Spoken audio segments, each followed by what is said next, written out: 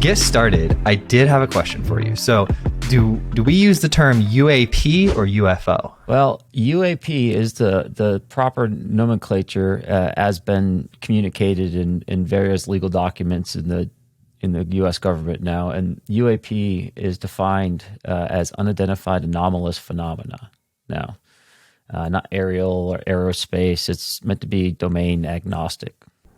Oh, really? See, everyone I've heard says aerial, so it's anomalous? Yes, there was a point where the consideration would be aerospace, but anomalous better fully encapsulates the breadth of where these objects could be located. That's right, because in one of the interviews, I watched all your interviews. I think one of them, somebody was talking about them going under the water or into the water. Is that correct? It is. And, there's been some conversation about whether there's been difficulty in getting certain players within the government or Department of Defense to play ball due to some of the semantics around the domain terminology. Everything in the U.S. government is kind of domain specific, for better or worse, to a large degree anyways. And so with Space Force and the Air Force and the Navy. And so when you are assigning your name to a specific domain, it gives ability for people to say that either is or isn't my problem in a way that anomalous doesn't. And then how did you become a part of the UAP conversation? Well, I became accidentally, essentially. So this isn't an area that I have had any real expertise in, I'll say.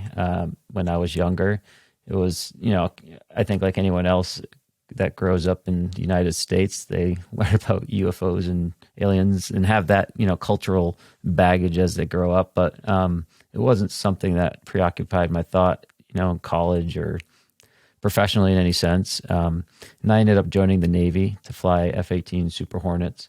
And I did that for about 11 years total. I did a couple combat deployments. But when I came back from the first one, we upgraded our equipment on our jets. We upgraded from the APG-73 radar to the APG-79, which is it's a magnitude better radar, and it's kind of a digital radar compared to a mechanically scanned array radar. And so just everything's better on it, just as a general statement. And we did that. We were noticing objects that we hadn't seen before.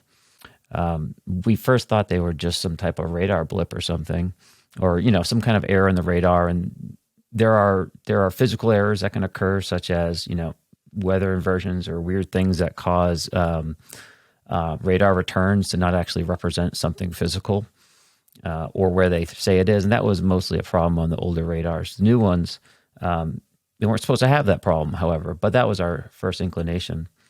Eventually, we got close enough to see them on our optical sensors, and then we eventually saw them with our eyeballs.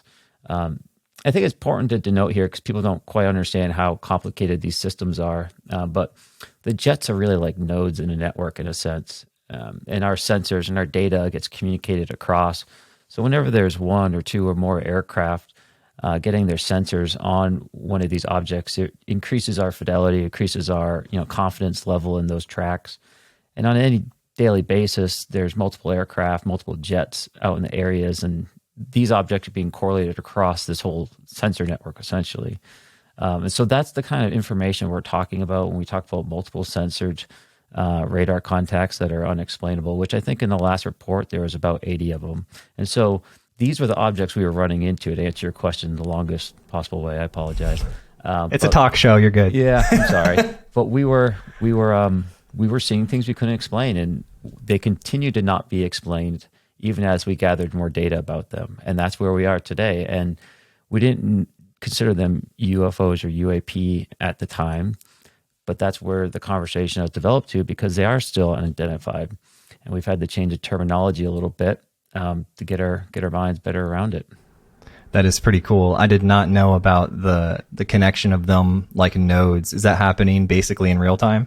As close to as you can expect, with latency and everything else. But yeah. That's so cool. My dad, I'm slightly close to it. So my dad was in the Air Force, and in the late 80s, early 90s, they put the GPS system into the B-32 stealth bomber. That was his big project, and it didn't become declassified for like 15 years after. So he didn't tell us until it became declassified. And it's so cool to see how quickly, because that was the most advanced thing ever, right? Putting it in the bomber, and to see how quickly it's advanced is kind of awesome, given that we consider government typically pretty slow. We do consider them pretty slow, and I wonder, I would consider them increasingly slow compared to the free market, at least in the United States. So although historically that has been the case, I think more and more the only way the government, U.S. government, can keep pace technologically with our adversaries is through greater access through the innovation ecosystems, startups, smaller businesses, such as we see with the Defense Innovation Unit and those other entities within the government trying to harness that innovation that we're so special in, but it's a little bit wilder and harder to manage.